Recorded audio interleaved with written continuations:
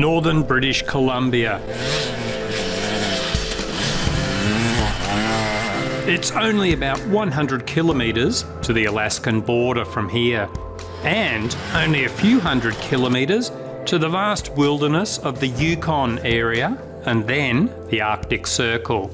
Meg's Brap is cutting a track at our base camp in the lowlands that can be used for training. Each year she creates a loop that becomes known as the Megatron. Me, I'm not so good at the fast open stuff, so I try to demonstrate my mastery of the slow technical stuff, with very limited success. Megs has been working at the slow stuff too. Her balancing skills are coming along nicely.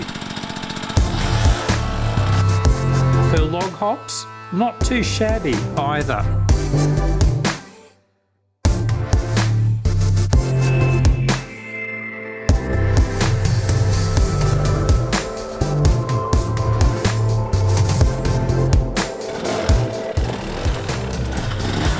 Of course, there is the ever-present danger of grizzlies, but we are fully trained in that respect.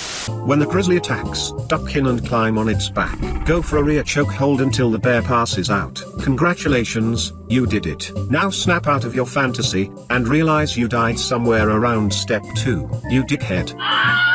When all else fails, smother the bear with your cap. Okay, a lot of guys have been wondering where E-Rag stuff lived during our crazy trips. Here's everyone first thing in the morning, raring to go. I'll go and make a coffee. And now they've had their morning coffee. How's everyone feeling? We're up for a good day? We're into it. We're into it. He's dying. Too much coffee.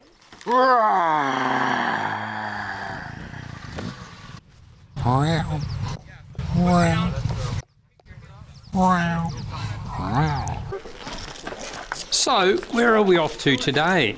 To 9 Mile. 9 Mile, looking forward to it? Absolutely. What are you expecting? To go up.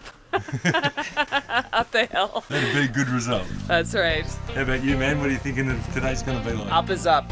No points for style today.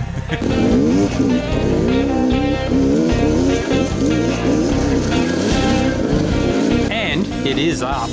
I see if I can stay with Megs as this unrelenting rocky climb takes us from the valley to the top of the mountain range. And there will still be plenty of snow up there, despite being the middle of summer. It's not that steep, but it's so long we have a few breaks along the way. Woohoo!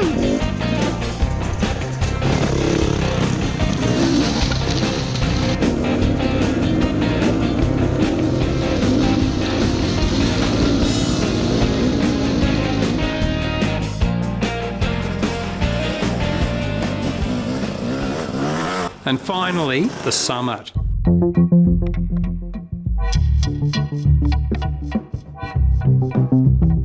The views, simply stunning.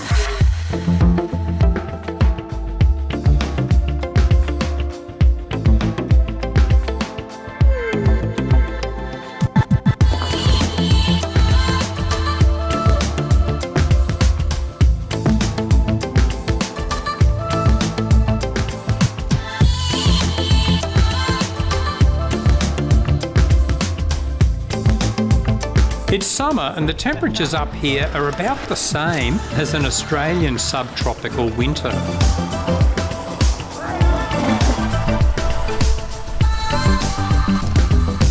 I wonder what the guys are doing back at home at this moment.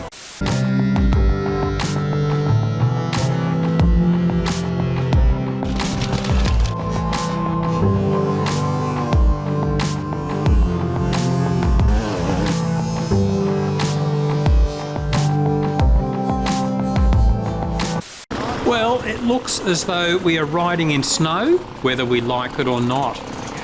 And those of us with no snow experience are easy to pick.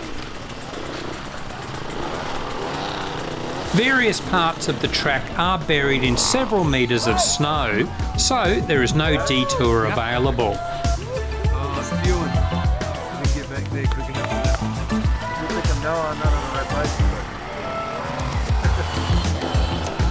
You definitely want momentum.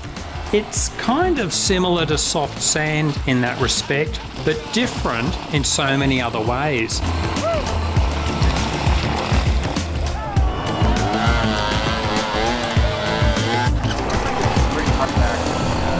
I found it really hard to predict how the bike would react. A little bit nerve-wracking, as even with my knee braces, it's pretty easy to tweak my knees nowadays. The magical powers of the pink tutu make the crossing easy, of course.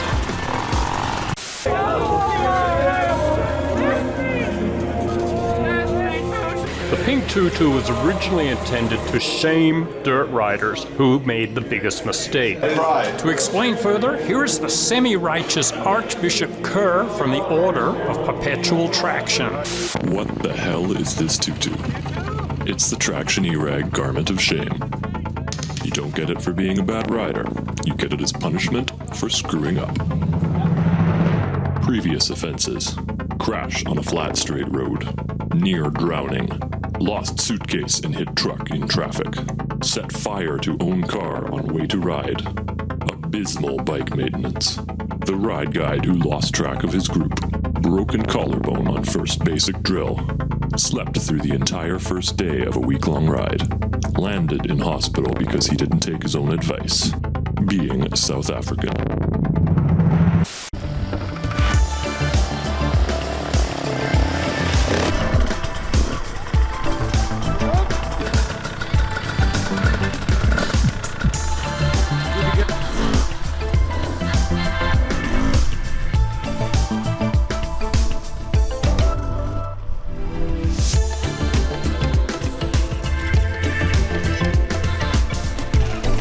When people talk about bucket list trips, I always think of Grizzbait.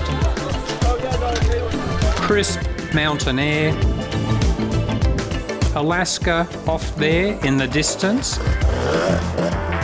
and often views to the horizon in every direction.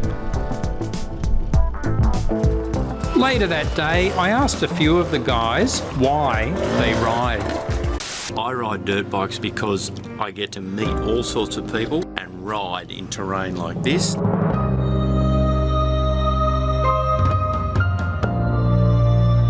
I've been halfway around the world to come here, and this is what it's all about. Getting in amongst it, having a go, learning something, and most of all, meeting people and getting out and enjoying life, living it.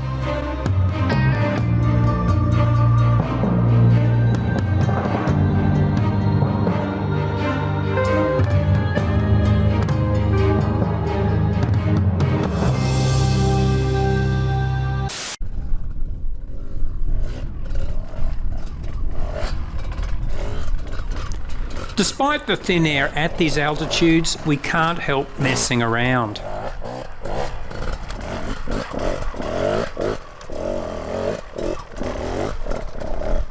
But the ground is way rougher than it looks, so any attempts at wheelies or pivot turns are a bit hit and miss.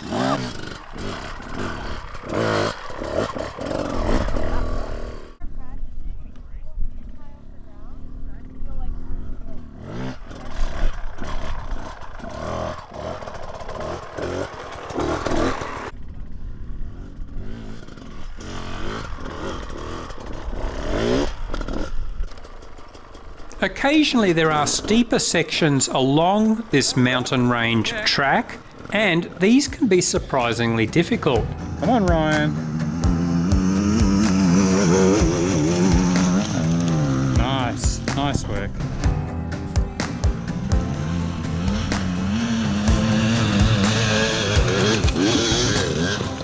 Woohoo! The rocks bounce the bikes offline. The moment you back off the throttle, it's all over.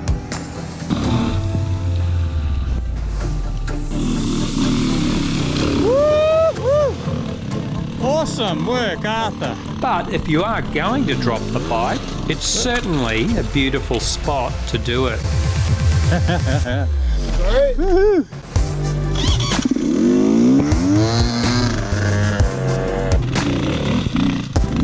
Another stunning day, and it's time to begin the long descent back to base.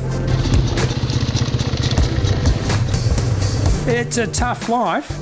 We have to do it all again tomorrow, but a different part of the mountain range. Sigh.